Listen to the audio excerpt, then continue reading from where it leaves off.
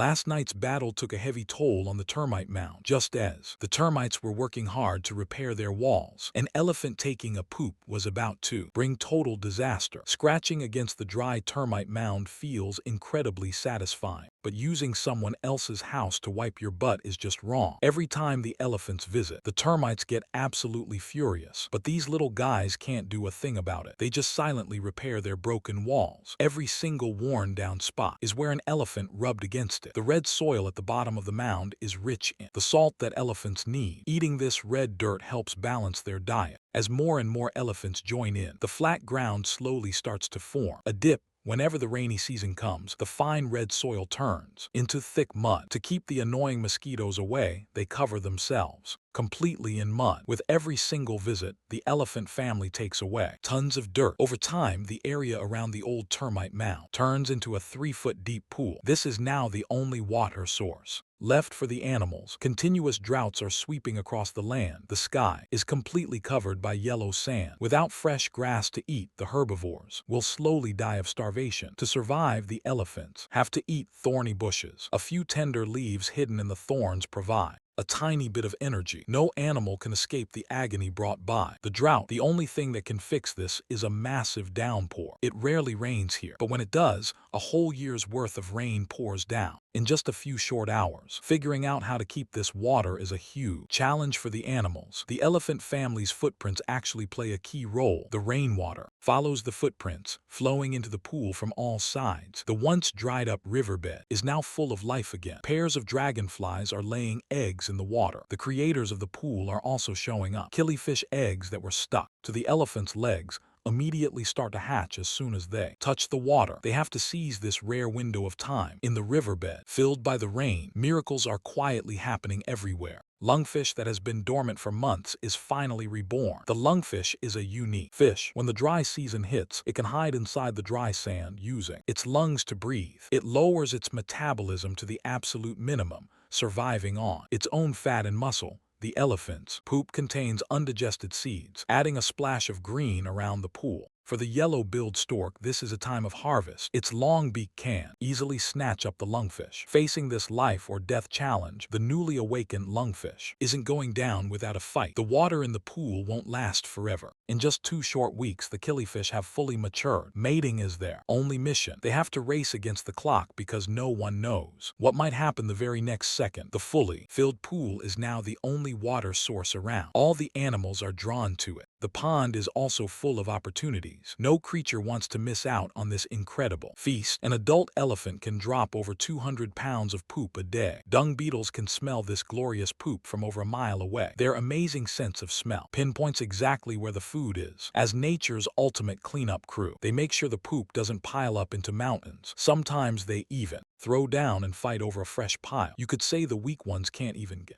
their hands on a warm meal. The dung beetle rolls its ball backward to stop it from getting stolen. Sadly, the bat-eared fox is watching its every move. One bite into this fat, juicy dung beetle, and it bursts instantly. Butterflies are usually seen as symbols of beauty, but watching them eat will totally change your mind. Butterflies have long, flexible tube-like tongues. The leftover salt in the elephant poop plays a huge role in their survival and reproduction. Of course, butterflies aren't the only ones craving salt. Chameleons don't have the mouthparts to extract salt directly, but they can still enjoy a salty snack. The bursting protein comes with a nice kick of salt. It's a perfect 2-for-1 deal. Compared to getting wiped on by an elephant, the rising river water is the real danger for the termite mound. The water floods the entrance and rushes inside. The soldier ants are completely defenseless against the flood. To them, this is basically a massive flash flood. The termites inside don't even have time to escape before they are swallowed by the ruthless water. To protect the queen's safety, they open up another exit, forcing the water back above ground. Fleeing from the disaster, tons of termites crawl out of the mound. For the bullfrog, this is definitely a dinner bell, but eating them is still a pretty big challenge. Soldier ants have incredibly powerful jaws. Swallowing them the wrong way could seriously hurt. Only a highly experienced bullfrog knows how to enjoy this meal safely. The pond is only here temporarily. They have to grab this rare chance to mate. The frog eggs will hatch in just a few hours. This temporary pond won't give them much time to adapt. Even the chameleon is starting its journey to find a mate. Its arrival is a sign that the pond is already drying up. After the chameleon mates, it will start laying eggs within 2 weeks. 20 miles away, over 10 million red-billed quellias have paused their migration. In a week, their chicks will grow their feathers. This seals the fate of the shrinking pond. For the dung beetle, the termite mound is definitely a massive roadblock on the path to success. It has all the muscle in the world, but not much brains. Going around an obstacle just isn't in its vocabulary. This inevitably causes it to tumble right into the termite trap inside the dark mound. It's incredibly complex. These maze-like tunnels are pushing the dung beetle to the brink of a breakdown. Luckily, it's pretty stubborn. After putting in a ton of effort, it finally crawls out of the hole. The dung ball rolls away freely like a giant marble. The dung beetle is absolutely sick of this termite mound. It took a whole hour just to climb out. Right now, it just wants to get the heck out of there. But the messy entrances are totally out of its control. Finally, after countless failed attempts, it rolls out of the termite maze. The river is slowly starting to recede. The chameleon takes advantage of the soft mud to lay her eggs, but as a mom, she takes zero responsibility for hatching them. She kicks some dirt over them and walks away without ever looking back. The hatched bullfrog tadpole's lungs are fully developed now.